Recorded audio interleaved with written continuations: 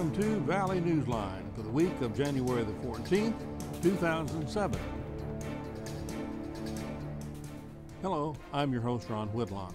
In the studio with us for this program, Bill Summers, the president of the Rio Grande Valley Partnership, formerly called the Rio Grande Valley Chamber of Commerce for many, many years, back when I was sitting on the board, and the board in those days was 50-some-odd people all over the Rio Grande Valley. Nobody came to the board meetings because there was too dadgum many of them. Nobody could get involved. Anyway, that's another story. Why we're here today to talk to you is because the Rio Grande Valley Partnership is bringing to South Texas and northern Mexico probably close to 25% of the entire state legislature, senators and representatives coming to South Texas this week.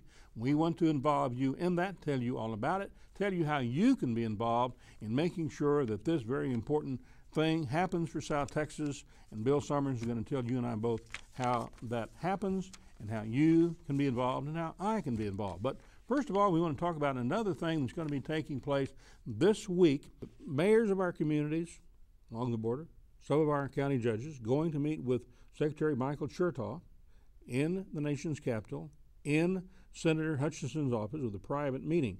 They're going to be talking about the security of our water supplies. One of the things we're going to be talking about, Bill. Recently, a few months ago, Secretary Chertoff was in the valley, and I asked him about the insecurity of our water supply. Here's that question and his response. Secretary Chertoff, Ron Whitlock, Valley Newsline. If you would think about it, you must realize, obviously, from where you stand, that the air you breathe was in Mexico a few brief minutes ago. And the water that you see behind you is the water supply for the million people who occupy this region called the Rio Grande Valley. Not only that, this region provides sole source products to Detroit and keeps Detroit open under just-in-time delivery, or closed if those products are not able to be manufactured. The federal government required the water utilities in the area to do a vulnerability assessment several years ago. They are now striving to find funds to try and provide some kind of monitoring for the water, because as you can easily see, to attack America, you don't even have to come to America. You don't have to get beyond these men in uniform, swim the river, climb a wall, or anything else. Just put something in that water behind you and you will attack America. Could you see fit to add water utility vulnerability assessment monitoring equipment to your security border initiative? And or maybe Senator Hutchinson could respond to that also. Well, I think what I'm going to say is this. We have, of course, through the State Homeland Security Grant funding process, a whole range of funding for states to make sure they elevate their protection of critical infrastructure. That includes water utilities, includes power plants, and other kinds of critical infrastructure that's important to deal with the issue of a threat to the public safety and welfare. I think this particular initiative, though, is really focused on dealing with the issue of people getting across the border. So I'm confident that, the governor, who's obviously getting this money, is mindful of the challenges here as throughout the rest of the state, and that he's going to pay very careful attention to what can be done to make sure that all the facilities here are as secure as they can possibly be. Obviously, the Secretary of Homeland Security, Michael Chertoff, seemingly didn't have a clue about the fact that we have the most insecure water supply of any area, any metropolitan area of 1 million people anywhere in the United States, because obviously that border is shared, that water is shared 50% with the Mexican side. So if some terrorists wanted to attack us, as I was explaining to the Homeland Security Secretary, all they do is put something in the river or is an estuary a few miles from the Rio Grande, and it's going to attack the valley. Well, what if somebody got mad at Mexico and did the same thing? It's our water and their water, the same water. We split it. It comes down the same river. So we're double, it'd be a double whammy for us. Secretary Chertoff told us to go to Governor Rick Perry. We went to Rick Perry. Here's Rick Perry's response. Here's the problem, Ron, is Texas got their Homeland Security funding cut by, I think, upwards of 30%. We're one of the most important regions of the country from the standpoint of having a secure border. Washington has failed in securing our border from the standpoint of having the number of Border Patrol agents, the number of National Guard, the technology that we need here. We have a source of dollars of which we're going to work closely with the border regions to make sure that we're as secure as we can. But I think the more important issue is Washington going to get serious about border security? Are they truly going to send the dollars to the places where it really matters? Obviously, along as Rio Grande is one of those places, and they're not funding our border security the way that they need to be. So the governor says Secretary Chertoff cut his budget, so here we are. We're vulnerable, our water supply is vulnerable, it's insecure. Homeland Security Secretary said go to Perry, Perry said go back to Chertoff. So hopefully these mayors and these county judges will now take this question to Secretary Chertoff about trying to get some water monitoring equipment and other means of determining whether or not we are attacked, and if we are attacked in our water supply, our Rio Grande, our sole water supply, Bill, right. And we'll know about it when that happens. But I think that they ought to bring Chertoff to the valley and let him see. You know, when they were trying to close the U.S. consulate in Matamoros, we brought the ambassador in charge of closing consulates to the valley and showed him how important the Matamoros consulate office was. So at least the Secretary of Homeland Security, this reporter's question, seems to understand that the water, air is not secure along the border. Prevailing wind out of the southeast, you want to attack America, you don't have to come to America. You can drop off a dirty bomb 10 miles downwind, and you've attacked 1 million people here in South Texas, shutting down Detroit because those just-in-time delivery products can't get from Matamoros to Reynosa. You're exactly right. There's a lot of things that they have not thought about, and they thought of one thing is building a fence, and a fence will not stop people from coming into the United States. It's proven it when the fence, you always see pictures on TV of people from Mexico climbing the fence close to California. I mean, digging tunnels under right, the fence. I can't understand their thoughts. But anyway. Doesn't make sense to me, Bill. Growing up here in this region of the world, the real checkpoint was 25 miles inland going to Mexico City. Right.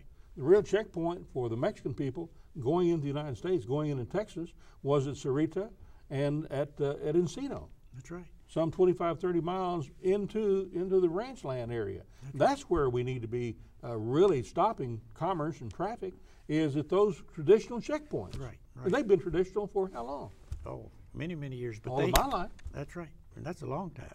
Yeah. But anyway, we need to get that stuff away from the border. We need to have a free and open border, I think. And you're right. Do the checkpoint somewhere else, I think. But I don't know. I hope the Lord's with these mayors and county judges when they go up there, because they're going to need it to convince them what is right for South Texas. Cameron County has a new emergency management director that Carlos Costco's brought into office. With him, he fired the other one, or really demoted the other, and the other one, and he quit. And in Hidalgo County, there's a new emergency management director. So both of the emergency management directors who report to Homeland Security Austin, and therefore Homeland Security at the nation's capital, they're both new individuals. So we just would hope that some officials from the emergency management staffs of these cities and municipalities prepare these mayors, prepare these county judges before they go to meet with Michael Chertoff, because it's a great opportunity for them to try to give some sense and some logic into what they're getting ready to do. But Washington don't make sense, you know that. But we can hope and pray that it will on this particular, on a lot of things. But this is bad for South Texas, and I'm worried about the rest of the country, but mainly I'm worried about South Texas and the Rio Grande Valley. And I think it's a shame that we have to stoop that low to build a fence. We want to talk about this week's venture to South Texas from the state capitol. Perhaps as many as 30, perhaps more senators and state representatives coming to South Texas to find out what the valley's needs are, how the valley is unique. And also we understand that partnership needs a little bit of financial support, because you've had to spend money for airline tickets and buses and food and all other kinds of things to bring these gentlemen and ladies to South Texas. And yes, it takes about $75,000 for airfare, hotel fare, food, and taking them around the buses. We have to get a bus at the Capitol, take them to the airport. We have to have a bus while they're here. But people have been contributing.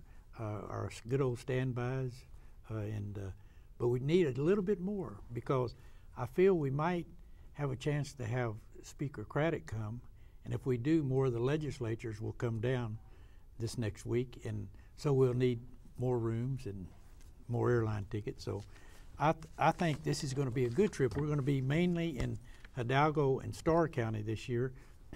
Last session we were in mostly Cameron County.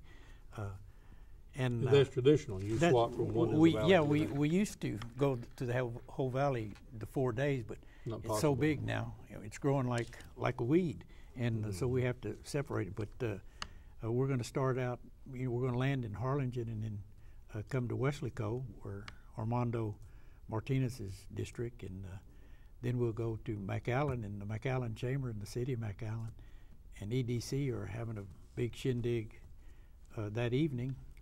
And then the next day we're going to visit several communities. We're going to be at South Texas College in McAllen, and we're going to the Children's Hospital in Edinburgh. That's going to be on Friday, this coming Friday. Yes, sir. January the 19th. Yes.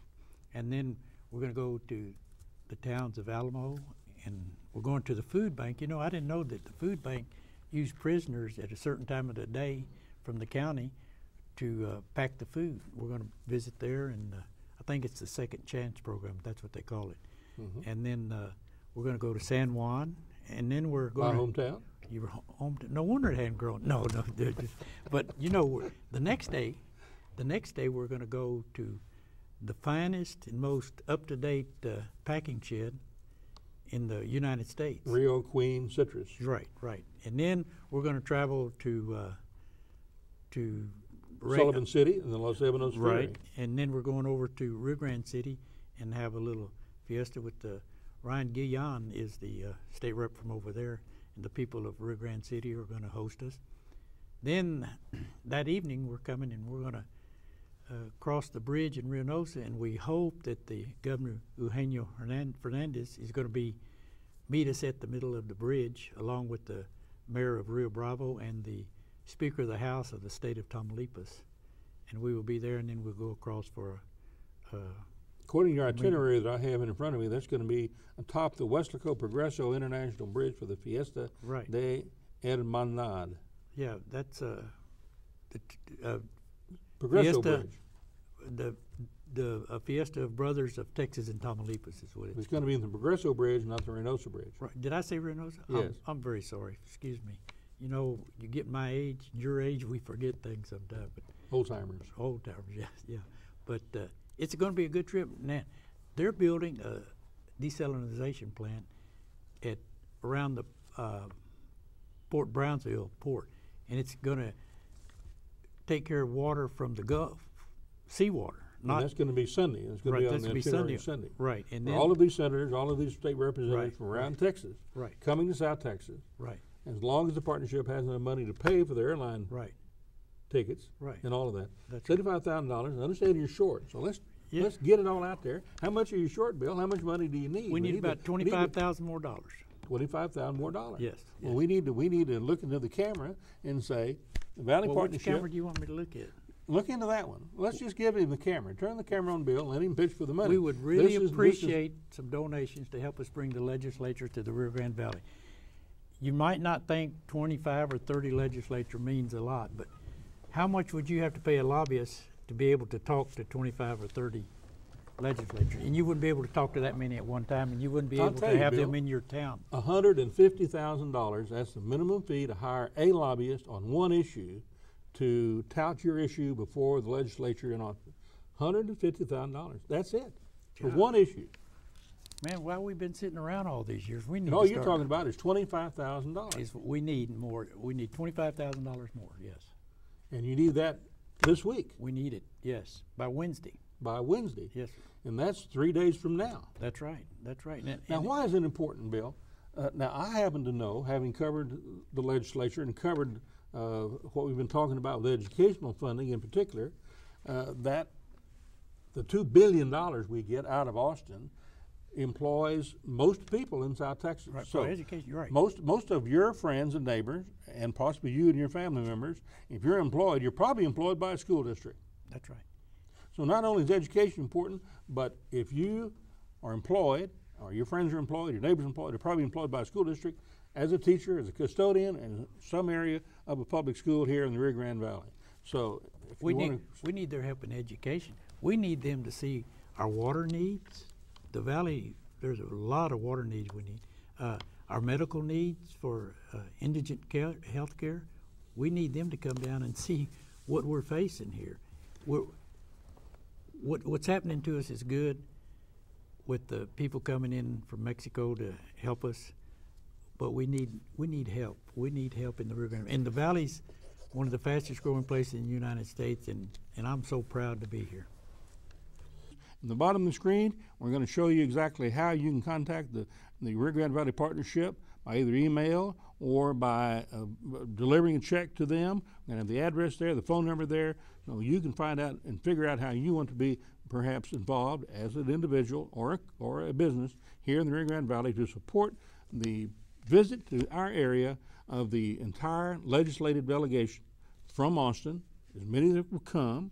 At this point in time, Bill's telling us perhaps 30, maybe more. Now, U.S. visit, also under Secretary Chertoff's responsibility, requiring us to have passports. Right. This month. We're going to get on an airplane and leave this country. Worse for the valley is the plan to have passports for every land port now for people, United States citizens, who want to leave Texas and spend money in Mexico. And they've got that delayed till 2008. That's right. However, I feel between now and then, they will come to their senses, and they will not require a passport, but maybe a special card or a thumbprint or something. You know, Is that going to shut down the economy if they make everyone? How about the winter Texans? I know They have to spend $100 to get a passport. No. You go to Progresso. No, Joe and I spent $172 each to get a passport, my wife and I. $172. And that was Not 6 100. months ago. Yeah. Not 100. So, I mean, that's not right. What about the young people coming down for spring break? You know, they want to go over and shop. They're going to have to pay $172 for a passport. That's not right. They're not going to come to the South Padre Island during spring No, break. they'll go to Florida. They'll go to Florida. Right. They'll go someplace else. That's right. Not going to happen. Problems that Washington, just like Senator Hutchinson explained in this news article in the Houston Chronicle, that inside the Beltway, Washington thinking, bureaucratic thinking, doesn't have it, doesn't understand it, and hopefully these mayors and county judges can do that. Great news, because legendary San Antonio entrepreneur Red McCombs says the Rio Grande Valley will continue to enjoy sustained economic growth, and he wants to be a part of it. McCombs made his prediction after announcing that Red McCombs Automotive Group was entering into a partnership with Brownsville-based Cardenas Autoplex. According to McCombs, as he told the Rio Grande Guardian, I will not only follow what is happening in the state of Texas, but also many other states to see where the growth will be. And the Rio Grande Valley is going to reach new heights, according to McCombs. In terms of jobs, it will be right at the top. In fact, McCombs told The Guardian, we think the valley is going to have the biggest economic growth in the state of Texas for the next 20 years. Think about that, Bill. You bet. McCombs says the valley's main attractions are vibrant young workforce and a fastly improving quality of life. The Rio Grande Valley is a very attractive place to do business and has a large labor supply that is very trainable, very loyal, that's because they're Hispanic, and they have a strong work ethic. Also, the quality of life is improving. It has reached new heights in terms of arts, education, and hospitals. As president of the partnership, Red McCombs investing in the valley, saying it's going to be at the top in economic growth the next 20 years. Red McCombs, is to Texas what Donald Trump is to New York. That's right, except Red McCombs' hair is prettier.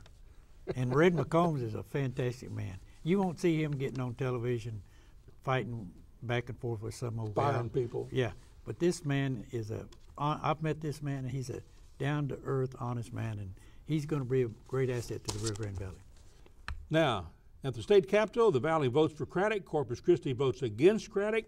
Laredo's Representative Richard Raymond. Some feel committed political Harry Carey on the House floor. The voting patterns of Texas House members from the Rio Grande Valley and the Coastal Bend contrasted sharply in the Speaker's race, according to this story from the Rio Grande Guardian, even though incumbent Tom Craddick ended up unopposed and reelected. Representative Richard Raymond of Laredo walked to the front of the House, said it might appear strange to stand up and speak against the only nominee for Speaker, but he had to do it.